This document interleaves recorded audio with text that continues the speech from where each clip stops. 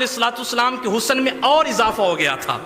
अच्छा, काफिर यहूदी ये कहते थे कि जब आका अलैहिस्सलाम के वो दांत मुबारक शहीद किए गए तो वो समझे कि अब हुजूर के हुस्न में कमी आएगी, वो आ जाते हैं हुजूर का खुतबा सुनने के लिए।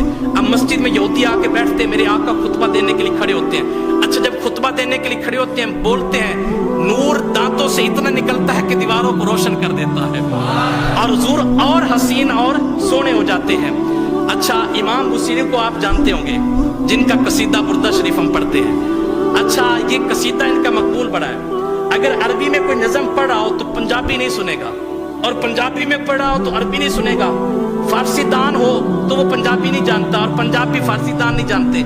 लेकिन ये इनका ऐसा कसीदा है, पंजाबी सुन रहा हो तो वो भी झूम रहा होता है, अगर वो फारसी दान सुन रहा है तो वो भी झूम रहा है, और अगर कोई पंजाबी सुन रहा है तो वो भी झूम रहा है।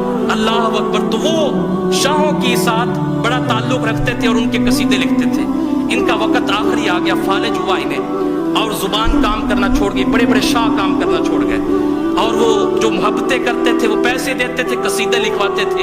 अब कोई साथी नहीं है, रात को बैठे हैं और दिल में ख्याल आया, मैंने शाहों के कसीदे लिखे हैं, आज क्यों ना शाहों के शाह का कसीदा लिख दो। अल्लाह अकबर। कलम ने जुम्बश की, हाथों ने हरकत की और लिखते हैं हुजूर सल्लल्लाहु का कसीदा। लिखकर आराम करते हैं, सोना ख्वाब में आ जाता है। आकर कहते हैं, बुसीरी जरा वो कसीदा हमें भी तो सुनाओ ना। अच्छा, हजरत इमाम बुसीरी कसीदा सुनाते हैं। मेरे आका अलैहिस्सलाम उन्हें चादर अता करते हैं, तो इसीलिए इसे कसीदा बुर्दा शरीफ कहा जाता है, चादर वाला कसीदा। तो हुजूर सल्लल्लाहु ने चादर अता की, जब आप उठे तो चादर साथ पाई, वो बीमारी भी खत्म है, गुस्ल किया और तहज्जुद के लिए निकल पड़े बाहर।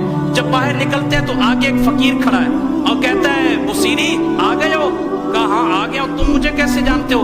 कहा इन बातों को छोड़ो, वो रात वाला कसीदा मुझे भी सुना दो। कहा तुम्हें कैसे सुनाओ और तुम किस कसीदे की बात करते हो? कहा वो जो रात को हुजूर को सुनाया था, भूल गए हो? मैं भी वहीं पे खड़ा था जब हुजूर को सुना रहे थे।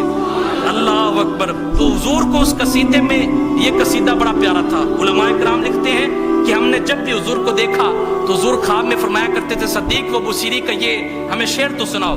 अब वो शेर सुनिए जो हुजूर को बड़ा पसंद था। कअन्नमा लुलु मकनून फी सादाफिन मिम्मादिनी मंतिकिन मिन हुआ मुतबस्सिमिन। वो फरमाते हैं इमाम बुसीरी, हुजूर सल्लल्लाहु के मुंह मुबारक में दांत मुबारक ऐसे थे जैसे सीप के अंदर कीमती मोती चमकता होता है।